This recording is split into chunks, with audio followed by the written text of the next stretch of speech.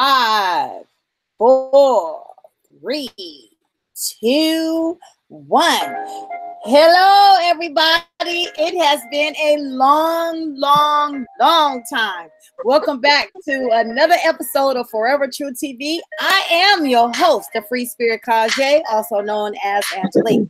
Tonight, we got two guests, Miss J and Miss S. Is all up on this here live with us tonight. We're going to be discussing $50 million lawsuit from Theresa Martin, and we're going to go back and review a couple of things. As you know, we were also talking about the fact that this young lady, 19-year-old Kenneka Jenkins, was found in a freezer at the hotel.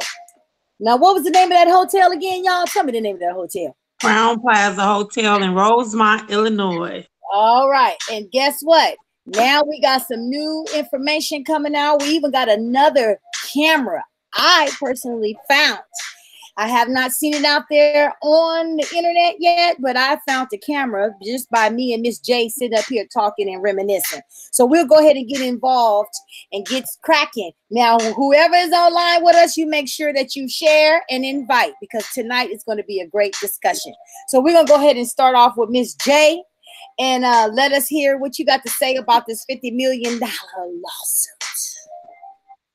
Well, first, I just want to say I am so excited. I'm very happy that Miss Theresa Martin has been able to get a new set of lawyers. And I say this not to speak anything bad about Larry Rogers and Sam Adams, but we know from the past, it just seemed like no kind of progress was made. And so now she has this new lawyer. And now she has filed, from what I saw on local news, the lawsuit is from 50 million. Well, according to what the anchorman, the news person said, it was a $50 million to $100 million lawsuit against the Crown Plaza Hotel, against the security company.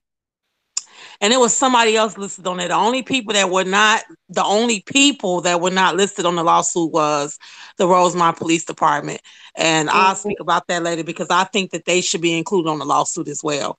So I will say that I'm very hopeful and happy that someone else has stepped in to maybe get this going in a different direction for her. And hopefully my prayer is that she gets some type of answers as to how her daughter ended up in the freezer dead. And so I look forward to seeing how this, just some new light shine down, and just to see what kind of direction this will go in. Good. Well, I like hearing that. And I remember, let's kind of go back a little bit on the case. And talk about, the case itself, the beginning of it, how it actually started.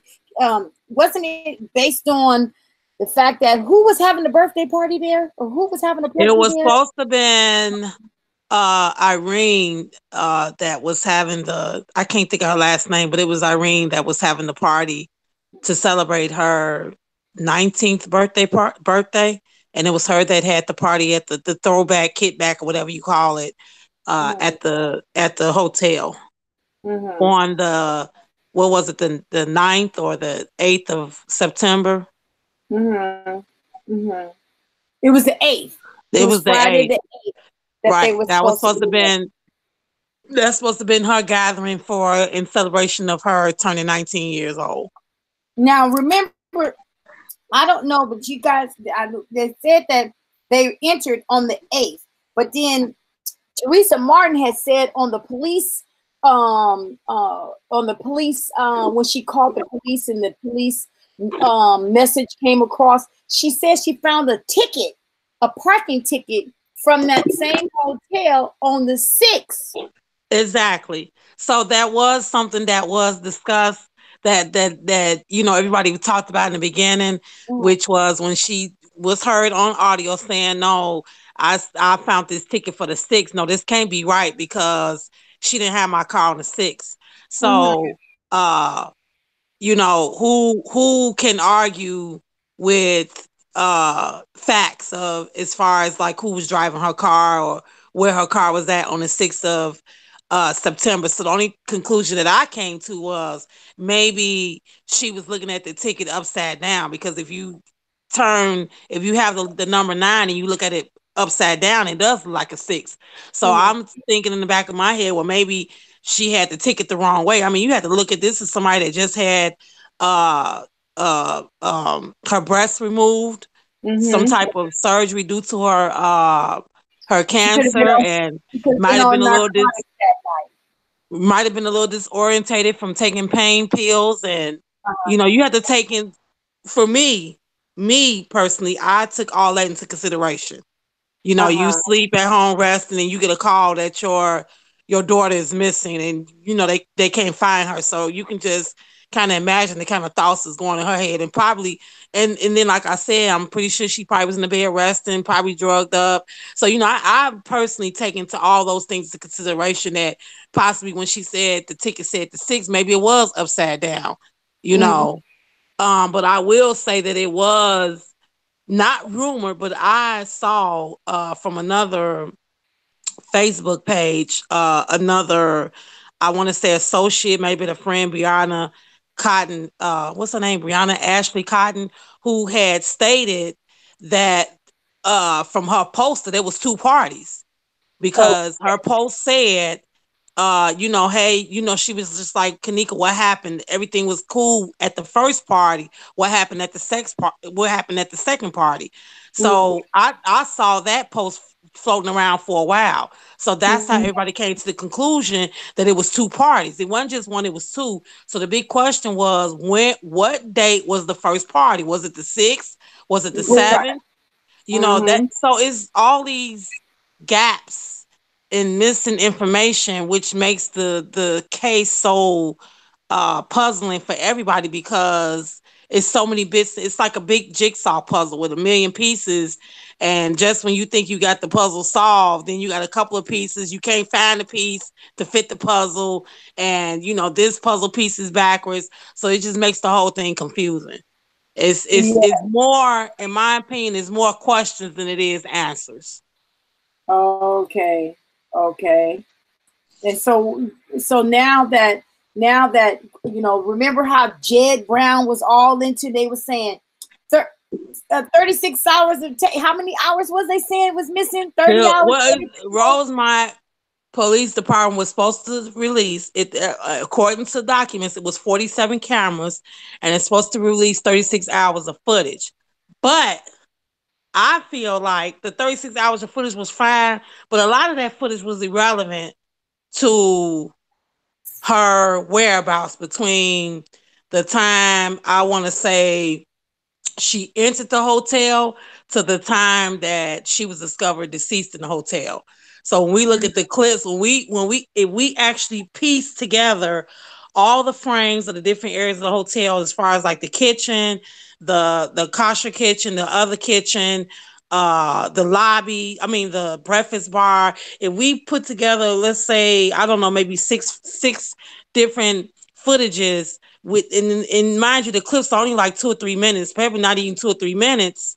Mm-hmm. That still leaves about 55 minutes of unexplained uh surveillance, like missing surveillance of where she was. You Uh-huh. understand what I'm saying? So we can, yeah, the Right. 36 hours is fine, but we looking at probably, let's be honest, we're looking at probably about 35 hours of footage that's not even relevant. That, Mm-hmm. people coming and going, people got kids, people just, groups of kids, this, that, and the other. All that's irrelevant, because I mean, a lot of that footage is either before, long hours before she even entered the hotel with her friends, and then hours after, way more hours after, even after she was discovered deceased. So all that is irrelevant, and I feel like all of that was just to throw everybody off, because if you think about it, if she was missing from the time of 2:30 to 3:30, where's that hour at? Where's that hour of her walking around for a whole 55 some minutes? Where's all that footage at? Right. We don't see none of that though. We only Mm, see a glimpse of her walking here, a glimpse of her walking there, a glimpse of her walking here. But where's the rest of the footage at? What mhm. this is where I feel the hotel needs to be held accountable for. Not only the hotel, but Rosemont Police Department as well, because I feel like they didn't do their job to secure vital video evidence that would have showed her whereabouts between the time she left that room to the time that they supposedly found her in that freezer. Right. So they're constantly saying that it was an act. So in the beginning, Theresa Martin was putting on Facebook and going live and explaining, saying, "Hey, where's this tape at? Where's this footage at?"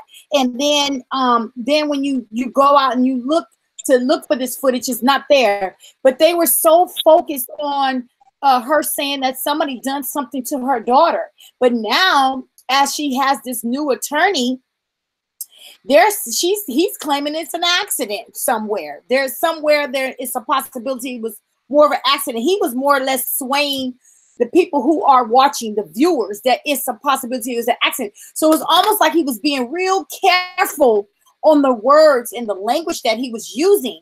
And if he is using accident, I mean, I would be looking at him, like you said, and pop him upside his head. Then you mention something like that, because how could it be an accident if you as a mother are saying something happened to your daughter, and then all of a sudden a lawyer says it's an accident?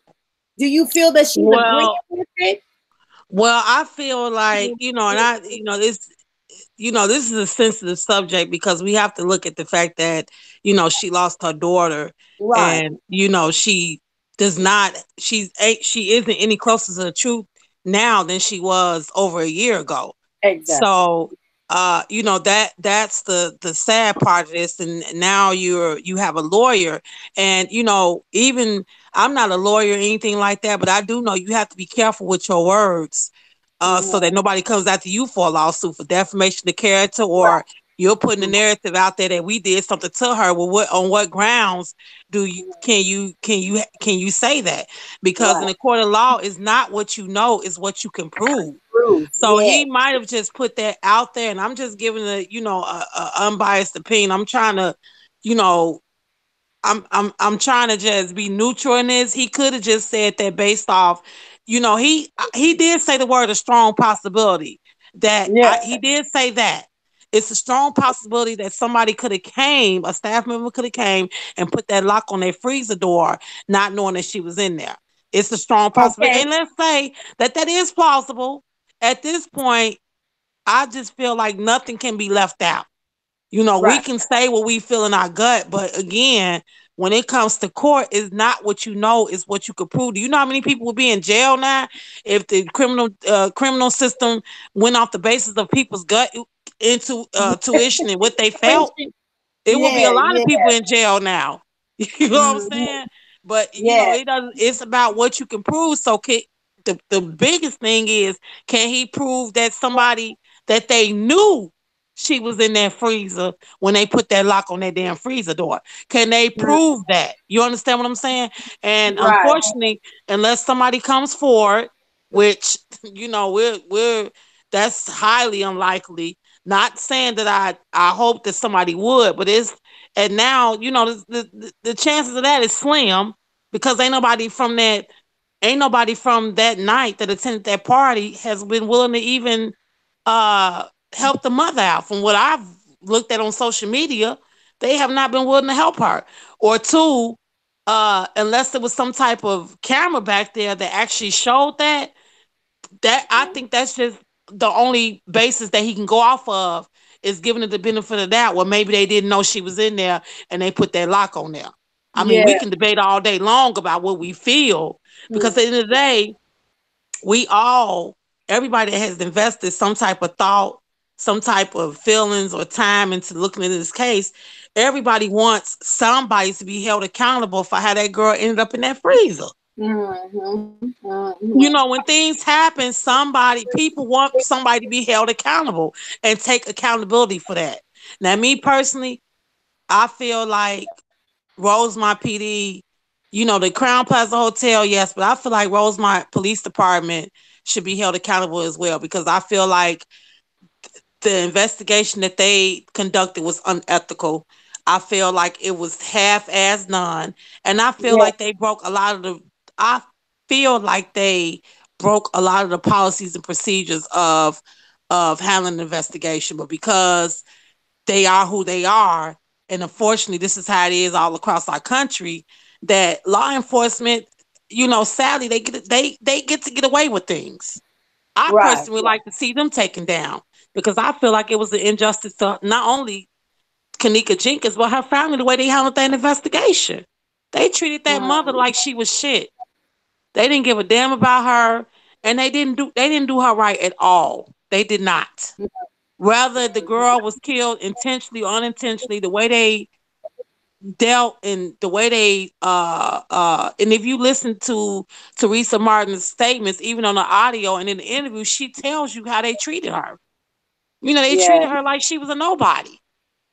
You know, Mm-hmm. they didn't even want to go look for the girl. It wouldn't have took nothing. Remember, we talked about how, you know, do establishments have a duty to stop and search for people that are missing on their property? Remember, it was a big discussion about that. You Mm-hmm. know, do is it their duty, or is it something that they do as a kind deed or a kind gesture or just to be humane?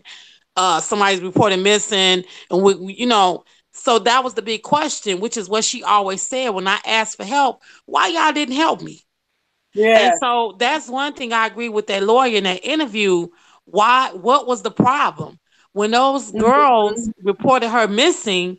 Why is it that you did not stop what you were doing to review the footage to find out where Mm-hmm. she was at? And they didn't do it. If they did, they ain't let them know it. And so in my head, I'ma always feel like if it wasn't no foul play involved, let's keep that, let's just put that there, because we don't know. It could have been something accidental that happened to her. Nobody, it could have been that nobody intentionally killed her. But the big thing is they had something to hide. They didn't want to help the mother. Mm-hmm. They waited 2 days before they turned over the surveillance, and then they turned it over on a flash drive. Who does Mm-hmm. that? You know, when That's you true. when you transfer anything on flash drives, that opens the opportunity for you to manipulate data and do things with it, omit Mm-hmm. things, hide things, cut things out. Because if that's the case, why didn't they just hand over the hard drive the same day? Here, take Right. everything. Here, here's access to our, surveillance system. Take the whole thing if you need to. Or you Right. understand what I'm saying? If there was nothing to hide. So because it took 2 days and then you give it to them on a hard drive, in my head, that's gonna always raise my eyebrow, because why would you do that? Mm-hmm. So I think that Theresa Martin is in a position where, maybe the good part of her wants to believe, no, nobody would never harm my daughter.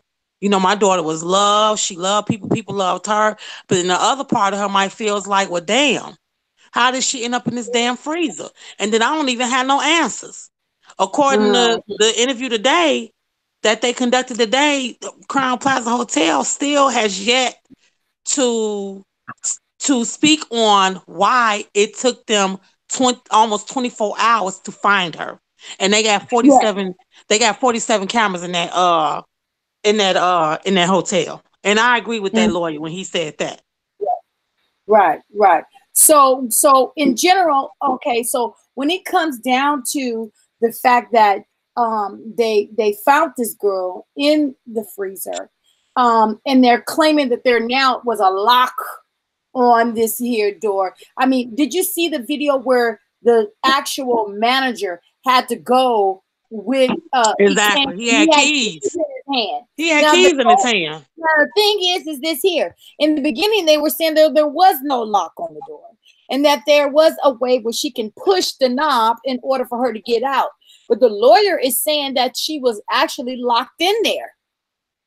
Yeah. Now, when you look at all of that here and you see the footage and things like that, you start wondering to yourself. Remember, we were saying they were worried about that whole so many hours after the fact she walked in there, but then they're still missing the hour or 50 minutes of the time where she walked around the whole facility, or Yeah. down near the whole facility. Now I went and I actually did some casing through the 360 tour to find out different areas of what was on the grounds.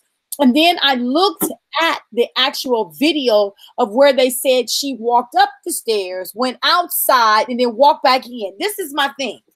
If you're already outside, why would you walk back in and then turn around and go into a whole different area that would lead you to the kitchen? Yeah. That's where I'm confused at. I'm confused at that part. I'm confused at the fact that, the fact that she started off with someone harming her child, and then they're having these two other lawyers that was there the first time. They did a conference and then boom, they disappeared. They ain't nowhere to be found. And then, and now that she is, furthering, going further with the case, meaning actually doing legal, getting legal representation for her to get compensated for the loss of her child. My thing is this: what do you think she should do if she does win that money? Well, what she does with it is her business. I don't know what she's gonna do with it. I'm hoping that maybe she will go and go after them on a criminal aspect. Maybe hire a private investigator. Maybe even get her daughter's body exhumed and get a whole nother autopsy done. Sadly, when it comes to things like this, you have to, go outside the state, and you might get better results from dealing with somebody that doesn't reside in the same state as you do, because people don't have nothing to lose. When they're going against a whole set of people in a whole different state, they don't have nothing to lose. Versus because you have to look at it. A lot of stuff is political. And so, sometimes it's too risky when you going up against somebody you're in the same county as them. My hope would be that, even if she wins, and I feel she will win something, it might not be what she's after, but the hotel was negligent on the grounds of a lot of things, so she is going to get something. Right. There's no doubt about that. Mm-hmm. They had a unoccupied area that was not Should have been secured. that should have been It should locked have been off, secured. secured Mm-hmm. from anybody. So that Mm-hmm. right there is, there ain't no way around that. You understand what I'm saying? And Mm-hmm. maybe if that was the case, then her daughter would still be here. Or I'm gonna even go further back. Maybe if the security company had put all them out and not allowed them to smoke marijuana and drink and do all that kind of stuff in the hotel, she would Mm-hmm. still be here. So yeah, Mm-hmm. the hotel does need to be held accountable. Right. But I feel like for her to really get some closure and maybe get some more answers, then I'm hoping that it is my hope that she would take some of her winnings, her earnings, and what she's awarded, and seek a good defense lawyer team, criminal attorneys Right. outside the state of Illinois, hire a Mm-hmm. private investigator. You have no idea how many people actually do hire PIs to do investigations. Sometimes this goes on for years, and get her Right. daughter's body exhumed and get a whole nother autopsy done. Sometimes it take 2, 3, 4, 5 autopsies before a fresh pair of eyes for somebody to see something that the last person missed. And then maybe their findings will warrant the case being back open. because I feel like this is just me, and I'm, maybe she feels like this too. I would think she does, but I do feel like something else went on, and that it was. I don't feel like it was an accident. I Mhm. just don't. I'm not saying that she was killed intentionally, but I feel like something was being covered up. Right. I feel like that surveillance was tampered with. It's so many flags in this case. And I feel Mhm. like all of that needs to be revisited and looked at in a different set of lenses from somebody else. That's how I feel. Mhm. Yeah, I feel this. I'm on the same boat with you. There is no way in hell you're gonna sit and tell me that something, just randomly. Because he even said it. He said she walked into the freezer and somebody locked her in there where she froze to death. He said that. And I'm like, okay, we're still, you're specifically saying that she walked in and he said she walked in there. So that means that Theresa is agreeing that she actually walked in there and nobody didn't do nothing to her. That's I where, don't think she's agreeing to that though. And that's the thing. Like if I've been following her, since this started, and I mm, don't feel like she feels like it was an accident, because if she felt like it was an accident, then the moment that Rosemont Police Department declared it was an accidental death, she would have just settled for that and she would have went on about her business. If it was an mm, accident, she wouldn't be suing the Crown Plaza Hotel. If it was an accident, she wouldn't have been posting, release the tapes, the real tapes. I don't feel that. mhm. I just felt like that was something that he said and she just sat there and she just decided she didn't. You have to put yourself in, her shoes. She's sitting in front of I don't know how many news reporters. They all looking at her. The lights is on her. I think that I think she did right by not by saying the very least and letting him talk. Yes, yes. Because Because she's under a he, microscope now. So people yes, gonna take whatever she says. If she says boo boo, people gonna take that and they're gonna run with it. So mhm. I think she did right by just saying what she said. Now, what I didn't like how, and this you see this all the time when news reporters will ask the dumbest questions. How do you feel? Yes, What do you mean how I feel? I hmm, like her response when she said, I don't know if you have a daughter or you have any kids or not, but I wouldn't wish this on nobody. I'm hurt. Sometimes the media could be very insensitive and very rude. And yeah, I thought that was very rude for that reporter to ask her. Why would you ask her how does she feel? What do you mean? How do you think she feels? right, Every day this woman wakes up and goes to bed every night wondering how did her daughter end up in the freezer. And mm, nobody has any answers for her. Not even the three girls that came to the party with her. They don't have any answers for her. And I feel like they know way more than what they told her. So I just feel like people need to have a little sympathy and compassion for her, because that's a lot to live with every day. mhm. So I'm hoping that, you know, uh maybe this new lawyer that she has, maybe this will take the the the case in a different direction. And I'm glad that it has surfaced back in the local news media, because Mm, for a while it was just on social media. Now it's back on the right, news.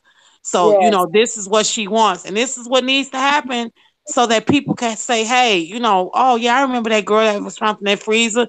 Yeah, what happened with that? Or such. So I yeah. wish her the best. I pray He for brought her. up he brought up a lot of he actually what made me laugh was the fact that he brought up Caddyshack. He kept mentioning Caddyshack. Bill, what's her name? What's his name? Bill Murray. He Bill brought Murray. yeah, and he said Caddyshack. Now you know that is a movie.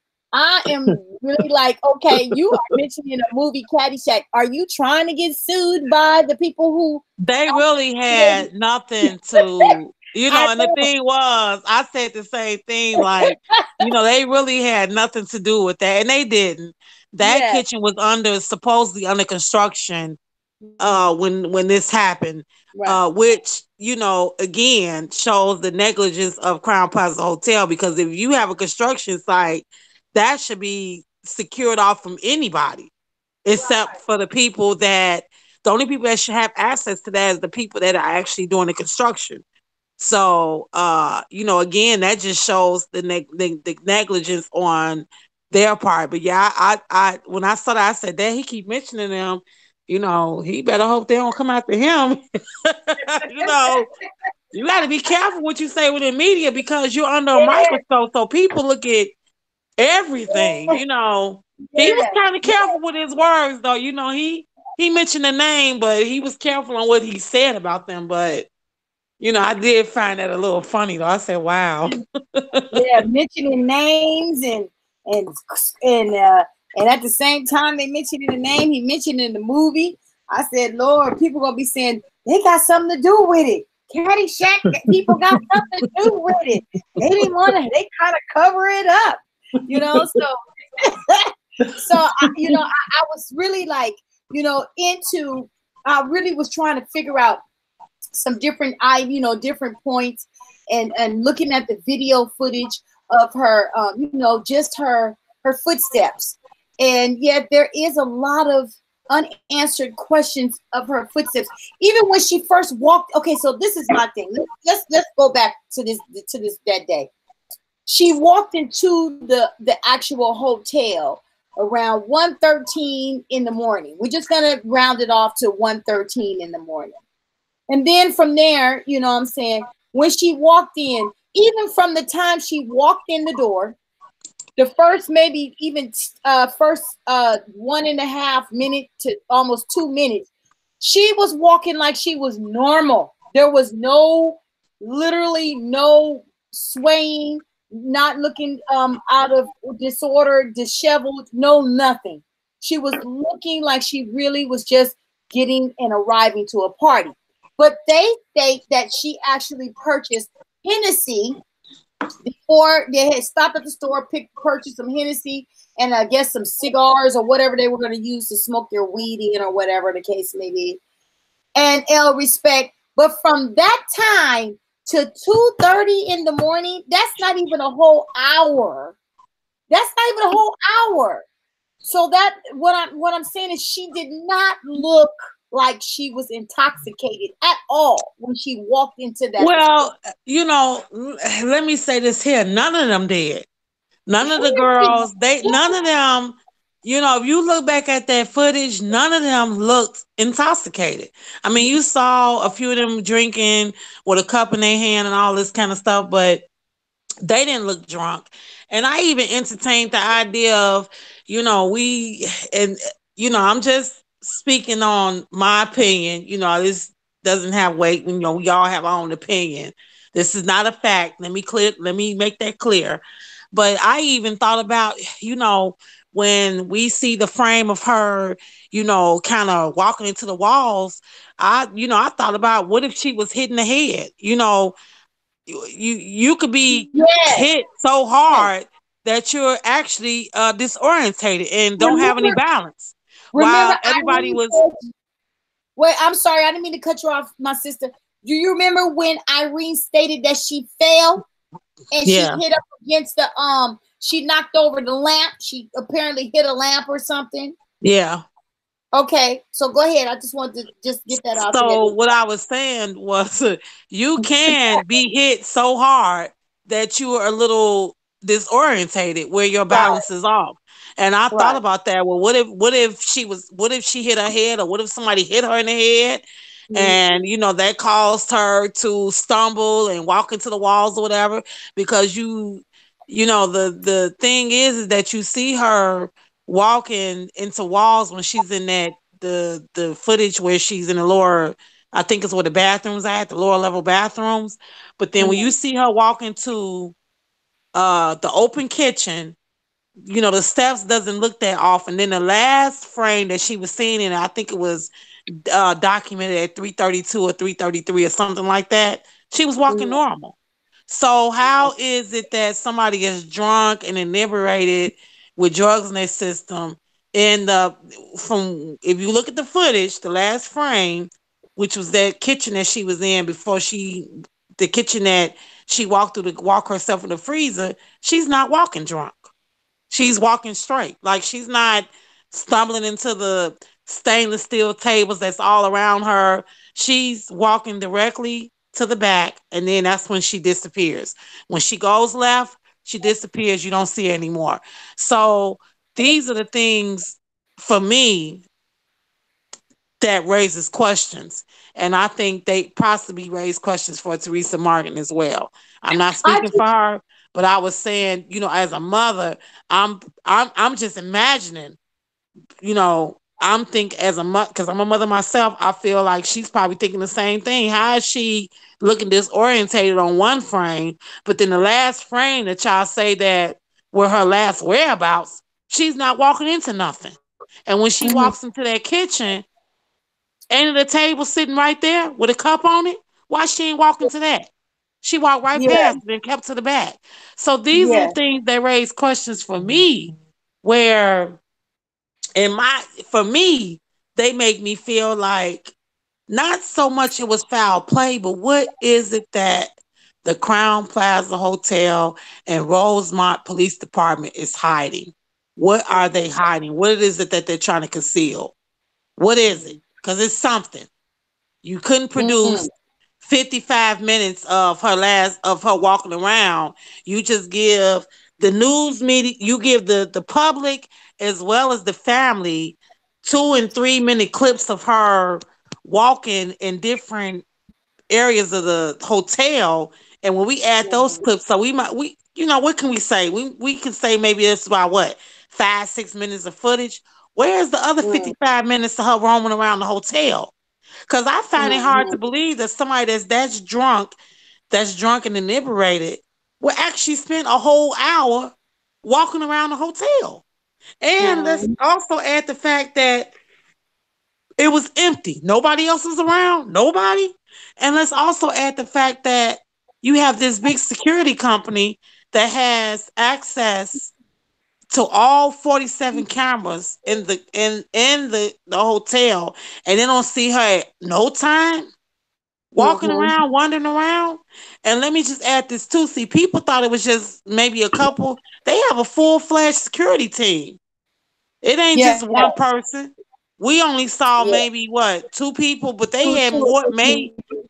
I guarantee they probably had way, way more than two people working their shift that night. So these are the Mm-hmm. questions that have been since day one. How is it that Mm-hmm. she walked around for a whole hour and nobody found her? And then when the girls reported her missing and they didn't know where she was at, why is it that they didn't go looking for her? And not Right. only that, but they shouldn't have had to if they got access to all 47 cameras in that hotel. Well, yeah, And but if you notice that some of the video footage, if you look at it, that security guard was not at the front desk watching the video cameras or wherever the video cameras are actually located. He was roaming the hallways because we see him roaming the hallways. but we have to assume also that he wasn't the only security guard on duty that night. I'm pretty Okay. sure it was probably more than one security guard. It got to be Mhm. somebody walking around and somebody looking at the cameras, because I mean, I don't know how it is in hotels, but I know when I worked at a department store, what they call loss prevention, it was always somebody sitting in front of the cameras, because Right. that's their job, to sit Yeah. there and look at the footage, look at cameras, look at surveillance, to make sure nobody's doing something they don't have no business doing. So we see one security guard running around, on footage, but we can't say that nobody else was sitting there looking at the footage as well. And again, it Mm. brings you back when those girls reported that that girl was missing. Why did they not look at that footage? Now, this is what we're thinking, to find out where she was at. And not only that, when Theresa Martin called, why didn't when she came up there, why they ain't stop to try to help her? She has Yeah. always said, one thing I can say about Theresa Martin. Theresa Martin has always said the same thing from day one. Why could I not get any help?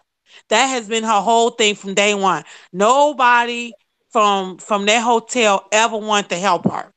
Nobody from the hotel wanted to help her. Rosemont Police Department was rude to her. She has always been consistent in that statement. And I agree with her because nobody never helped her.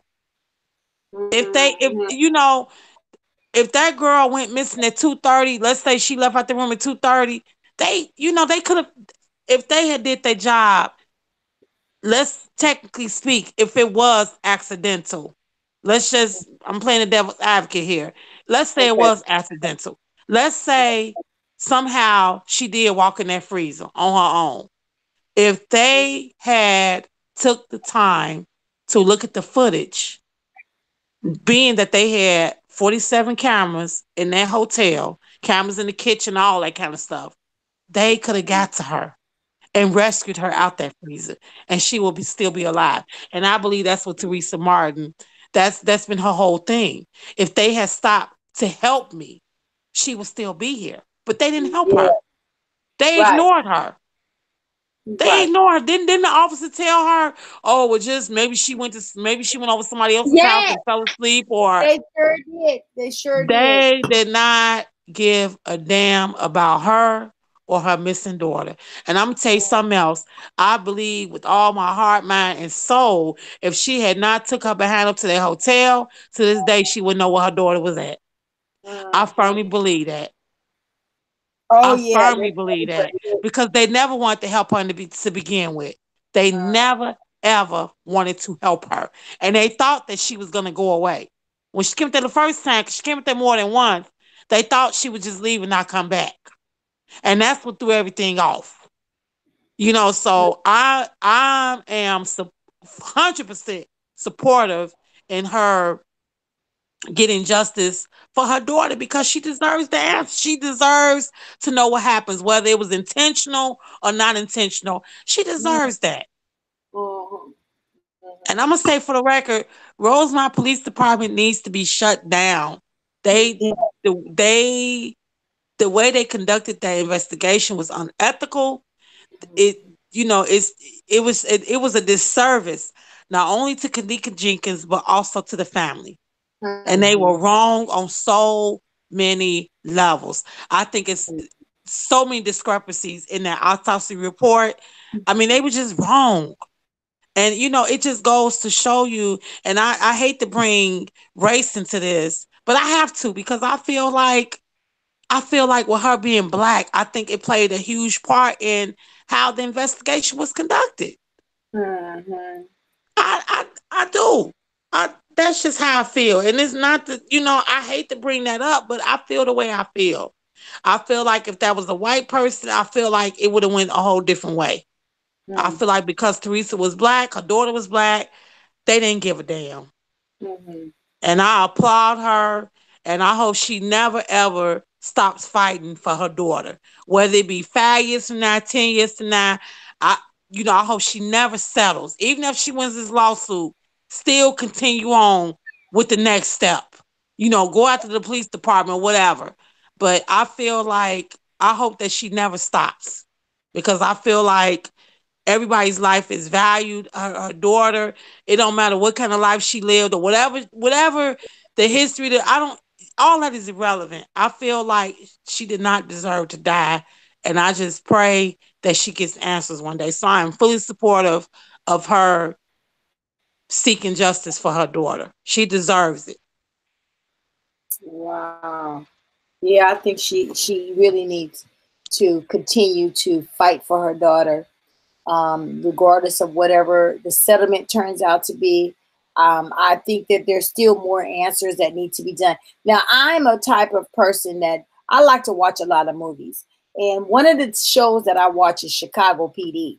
And the lead person that is on that show, he actually was involved in in the movie. I mean, in this thing about Scientology. Um, I want to say, I'm trying to think of his name. The gentleman who actually is the lead person. Do you remember his name? No, I don't remember off back. No. Cast. Okay. So Oh God, he has a beautiful name. I love his name. But he is. His name is Jason Begee. So he spoke in on he did a long interview on Scientology, and it's apparently a particular culture, a cult, that they are under, when as far as people that are in the movie industries and things like that, in the entertainment industry. But he spoke on stuff, and the way he portrays his character in the show called Chicago PD. There's a lot of stuff that I saw that even collaborated almost with Kanikajika's case. For instance, they had the run of the hotel having an involvement in drug activities, prostitution and pimping activities, the selling of organs. Well, we know already, if her organs was actually taken, there would have been a whole lot more blood all around there and a whole lot more bruising.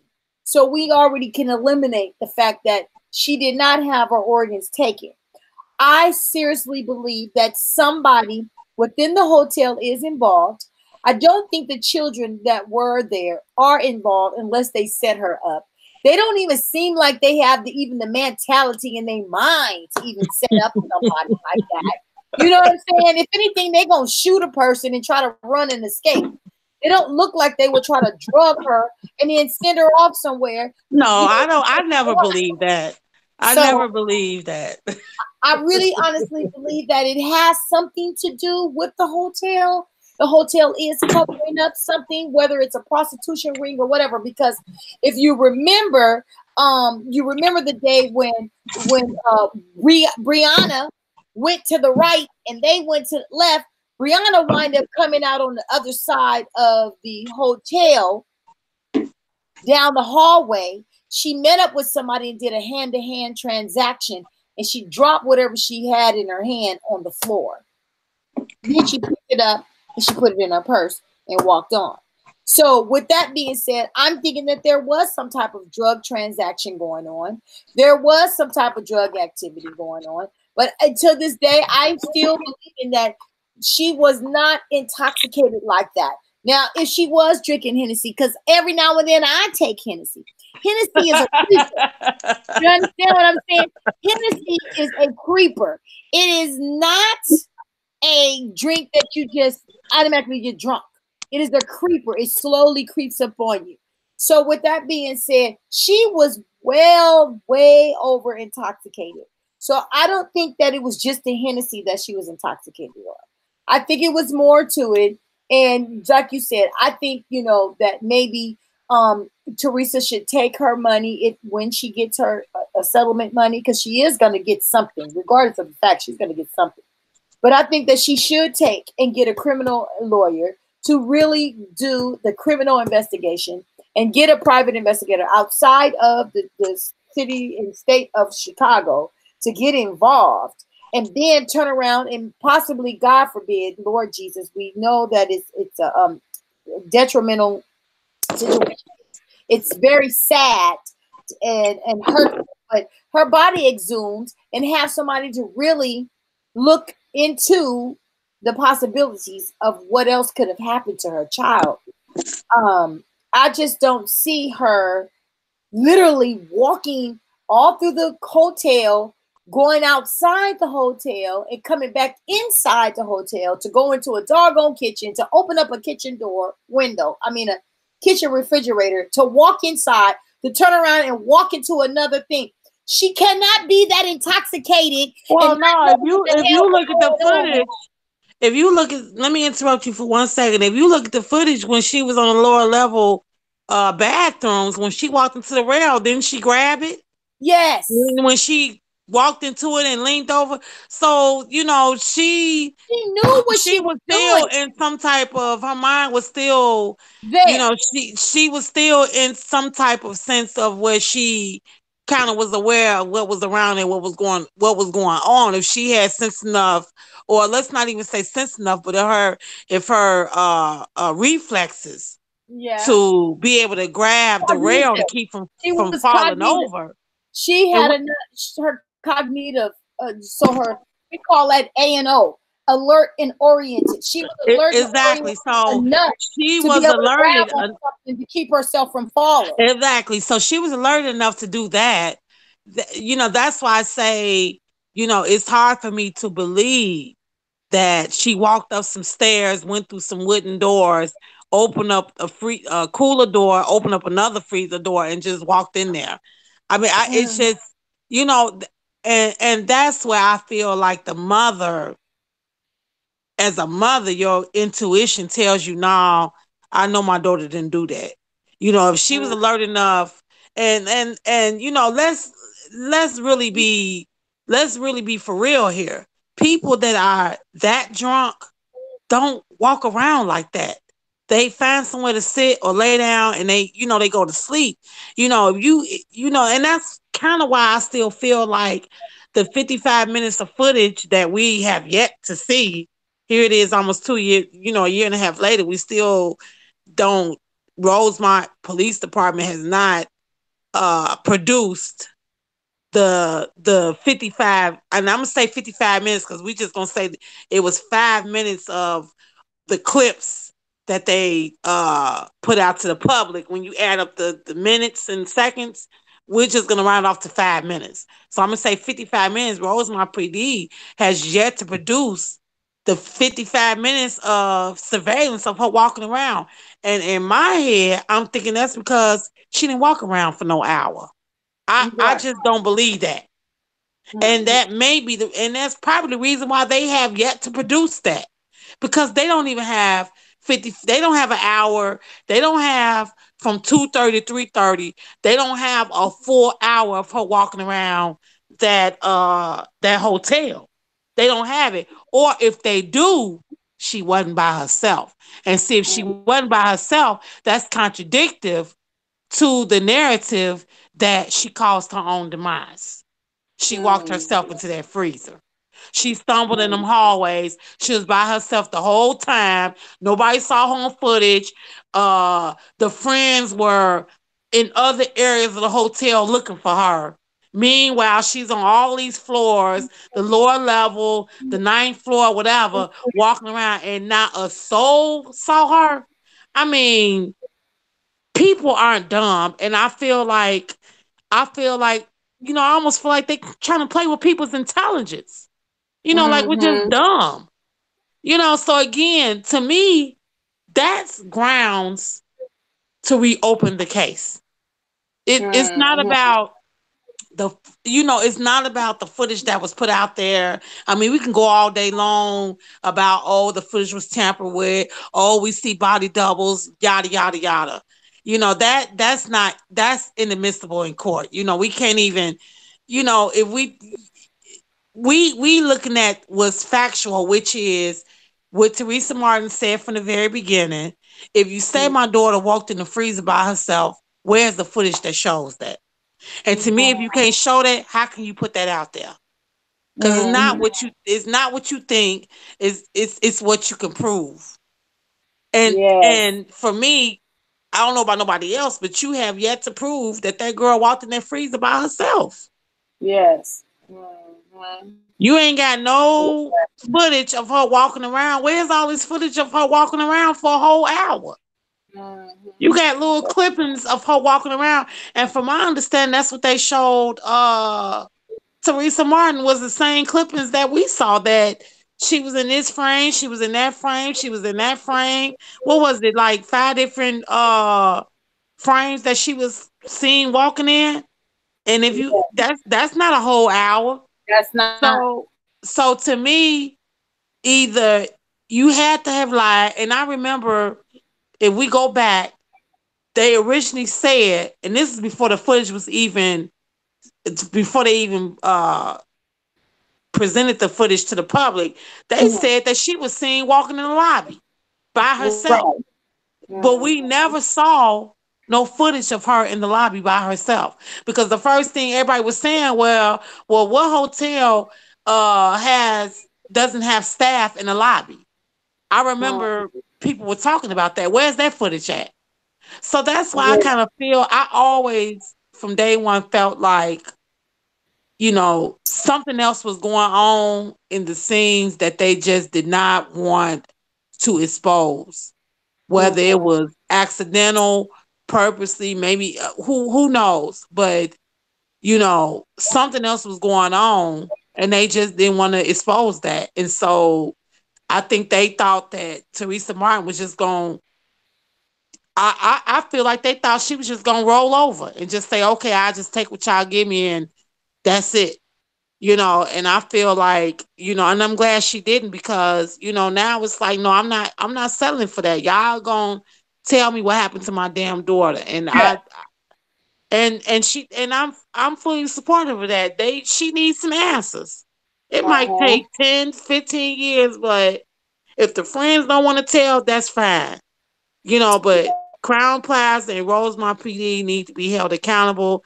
That's the only thing I feel like Rosemont PD should have been in that lawsuit, because they have a lot to do with this. They Mhm. are the reason the case ended the way it ended. It was them. Yeah. I feel that they did not do. I didn't. I feel that they didn't use the correct protocol in collecting evidence, and they walked and tampered all over the place when they know they're not supposed to have all those police officers roaming Let, an let me let area me at let one me say time. this here. The medical examiner's office, all of them would have been on that. I mean, they need to be looked at too. Them as Mm-hmm. well. Because Yeah. it was discrepancies in their autopsy report as well. So everybody that had a hand in how the investigation started and ended need to be sued. They need to be investigated, they need to be looked upon. No amount of money is gonna ever get that lady closure. I don't care if it was 100 million, whatever the amount was. It's Yeah. her closure will be on how her daughter ended up in that freezer. I can't even Well, imagine living with that every day. The pain that she has to live with every day, because that's just something that she to this day don't like she said on the interview, she just don't understand. mhm. So people looking at all she's suing them for money and this, that, and other. It's not even about the money. It's just about trying to hold somebody accountable. Yeah. I can tell you that money don't mean I'm I willing to bet my bottom dollar that money don't mean a damn thing to her. It's Mm-hmm. about somebody being held accountable Mm-hmm. for how her daughter ended up in that damn freezer. She could probably Mm-hmm. give a damn about that money. Mm-hmm. Yeah. Well, I really believe that. so did you get a chance to ever look at the? Did you ever get a chance to look and review over all of the statements that was collected from the police officers? The police officer collected the statements from all the so-called witnesses that were in Yeah, the I party. did. I looked at them. Hmm. Yeah, Hmm. So it was. how did you feel about that? I just, How did you feel about Brianna's statement? Brianna well, and I'm gonna say this here. I could be wrong. I could be, you know, but I always felt like everybody was coached. That's just my opinion. Because minus a few people, they all said the same damn thing. same thing, the same The thing. same thing. And let's just say, I'm gonna play devil's advocate. Let's just play that for a second. It's Uh-huh. plausible that maybe she did just have that one cup or whatever. But then you got a few other people that said something totally different. That she was drinking out of a bottle, or that she seemed like she wasn't enjoying herself. But for me, if it was that many people in that room, how is it that everybody has the same witness statement? That's my issue. If I'm in a party with 50 people, It is 50 of us. You know, 50 is quite of a. I'm not gonna. I don't know how many people was at that party, but we're I just want to gonna say throw it was out. about 35, at least 30 up in there. Okay, so we're gonna say 30. Okay, Okay, so we'll round off to 40. Okay. We're gonna All round right. off to 40 people. I mean, are all 40 people looking at Kanika? No, they having a good So time. So that's why I thought it was strange that everybody, for the most part, had the same witness statement. And that's why I kind of felt like they were all coached, or either they all got together and said, hey, this is what we're going to say. Because I know if I'm at a party, you know, with 50, 40 some people, I'm not going to zero in on one person. Mm-hmm. If I'm drinking and smoking and getting high, I'm not gonna, you know what I'm saying? My recollection is gonna be very, you know, if you ask me about Donna or whoever, I'm gonna say, well, you know, I don't know about her. You know, I wasn't really looking at her. I don't remember. Hell, I can't even remember stuff from 2 days ago. You know, so I Yeah. found it kind Yeah. of strange if they was all in there kicking it, music blasting, check it out, this, that, and other, smoking, passing the Yeah. marijuana and all this kind of stuff. You Right. know, Right. who is really zeroed in on one person if she wasn't a target. You see what I'm saying? Mm-hmm. So I Yes. found that Yeah. strange. And I always said from day one, I felt like they was coached. Either that Mm-hmm. or we have to look at corrupt Rosemont Police Department. We have to look Mm-hmm. at that. And they just Mm-hmm. decided to write the same shit, the same thing, the same Yeah. statements for every person. Yeah, I did notice that some of the statements that were actually being submitted, I noticed that the time did not collaborate as far as even with the statements being submitted. The time was Exactly. not collaborating with what was being said on the paper. So I felt like it was a little BS going on with that because they know they didn't screw Exactly. up somewhere. They screwed up somewhere, and maybe we're going to take the time out to just go through all of those statements again and really skim through them because I took my time and I read them, but I could be missing one or two of them out of there or three or four because I downloaded and finished them all. I mean, they all said the same thing, But minus they maybe all like two or three people that said something totally different. But for the vast majority, and from what I heard, they didn't even interview. Everybody was not interviewed. I right. heard it was a few people that I guess, according to the statements, they couldn't get in touch with. But from when I looked at the vast majority of people said the same thing, as minus a few other people. Like for instance, I recall reading where it was two guys outside the room shooting dice, and they had a total their account memory account of things were different because they recalled that Monifa and Shamaya reported back to the room 30 minutes.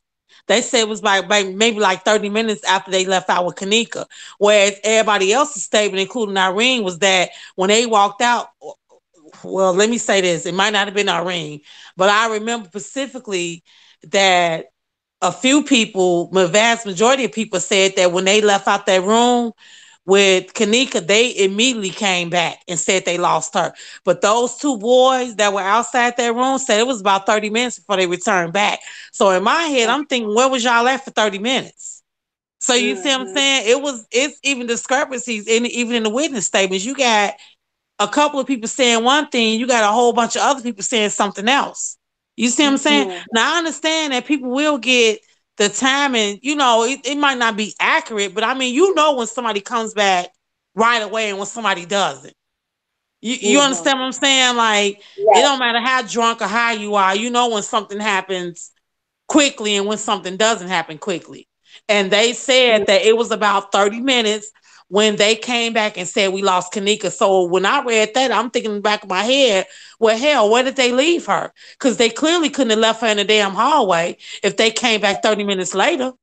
Where did y'all go? You see what I'm saying? Mm-hmm. That's Yes. what I'm thinking in my head.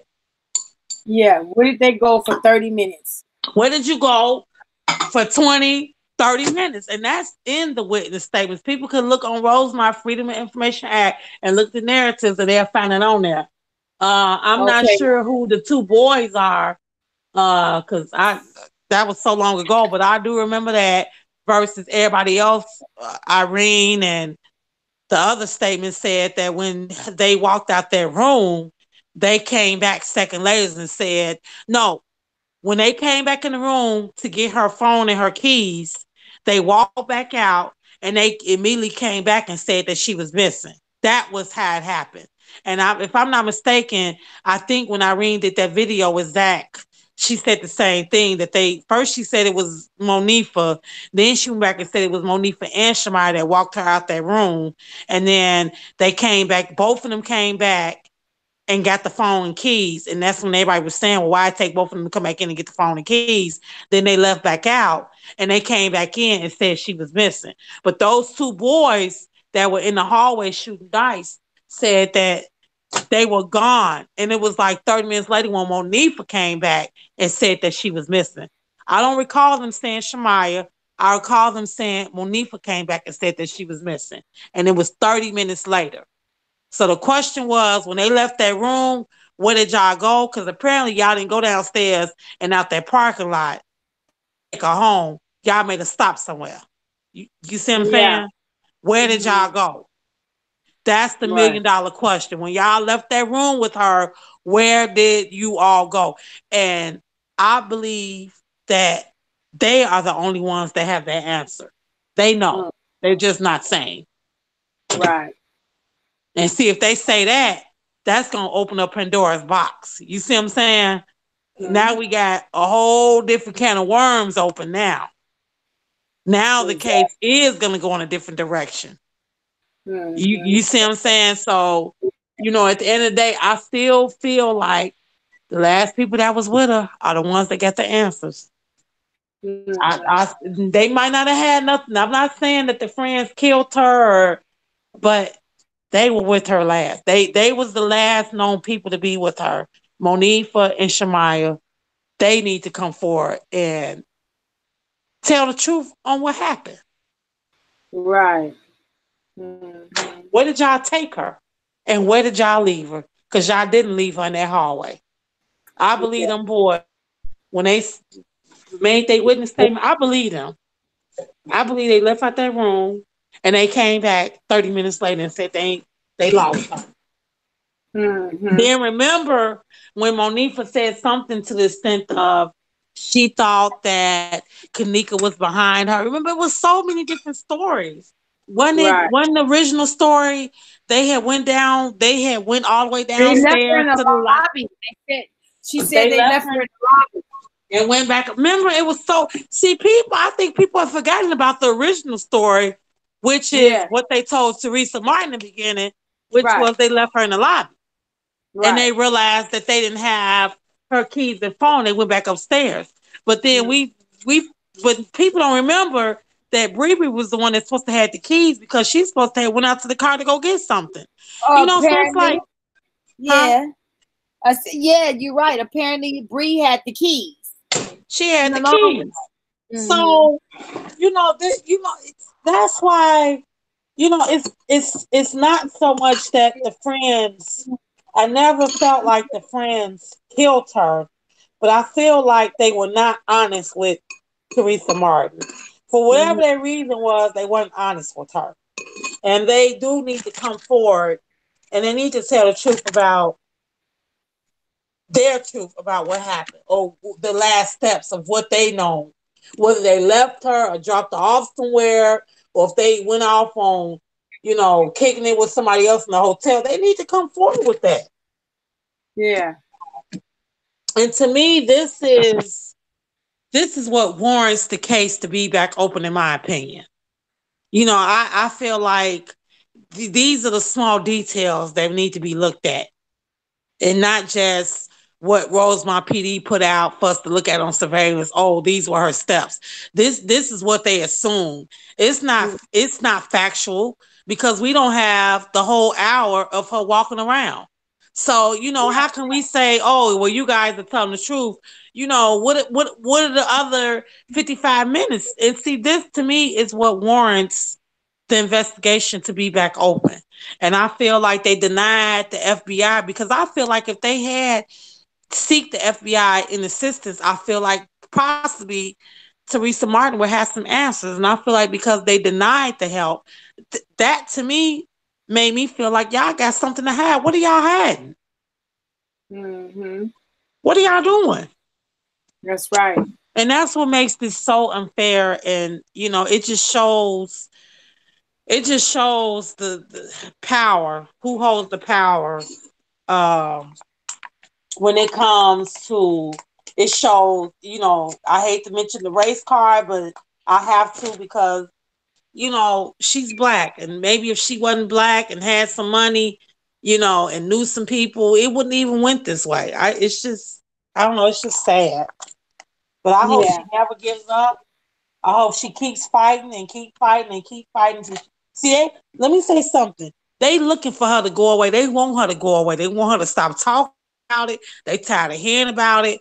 And that's what they want. They want this all to go away. But I'm hoping even when she wins this settlement, she will not go away. She'll still continue to fight because winning $50 million is not giving her answers. I think this is just put her in a better position to take it to another level. Go Yes. criminal. You understand what I'm Yes. saying? See, you need money to do things. You need money to exhume the body. You need money to do just about anything in life.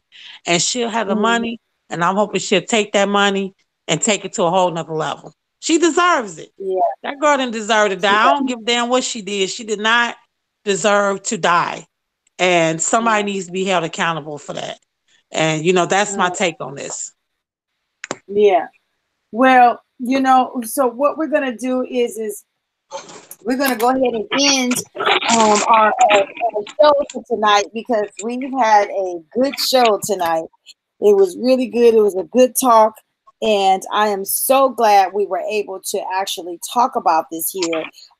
In the fact that Theresa Martin has brought a new uh, a new criminal team together, or rather an actual team of lawyers, or a lawyer that is willing to take on this case. And we're kind of glad that she is Yes. actually doing what she needs to do to move forward. We do I'm pray for excited her, for her. Yes.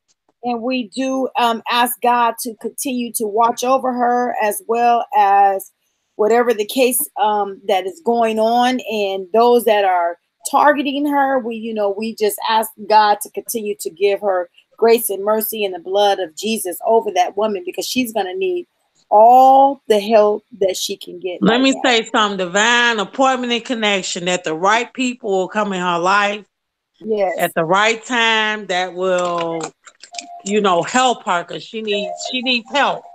This is not Yes. something she can fight on her own. Right. Right. And so I'm So, excited for her. This, you know, I don't necessarily agree with everything that the, yeah. the lawyer was saying, but you know, it's a start. Yes, it is. So we'll pick up this topic, everybody. Thank you so much for tuning in with Forever True TV. I am your host, the Free Spirit Kajay, also known as Angelique. And tonight we did speak on the $50 million lawsuit against the Chicago O'Hara hotel, where the young lady, Kanika Jenkins, actually was found frozen in the freezer. There is a lot to do with it, but we know that God is greater than any obstacle.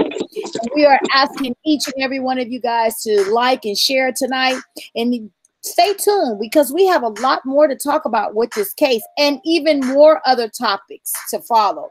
We will be talking about, the gorgeous Black women, how the women are being taken down, and how we are fighting for justice just for our African American people, and then just life in general. Life matters. But again, we are appreciative. Tonight we had Miss J on the line, and we had Miss A on the line, Miss S on the line, and We appreciate our moderator tonight, Miss Coco Brown. She helped with that case and as far as moderating for us. And we thank you for all those that have tuned in. Again, tune in with us. We are here weekly on most likely on Thursday nights. But tonight was a special night and we needed to get that open. We needed to express how things are being done and how we feel about the case. Now, remember, everybody has their own opinion. So you cannot knock us for being able to bring out how we feel about the Kenneka Jenkins case. Again, we are asking God to give us justice for Kenneka and her family. And we're asking for the grace and mercy that bestows upon each and every one of us tonight. And that everybody that listened into our ear, with their ears, to hear our voices. We ask that you all have a good night. And we appreciate you for tuning in with us. Until then, until we meet again, may God bless you.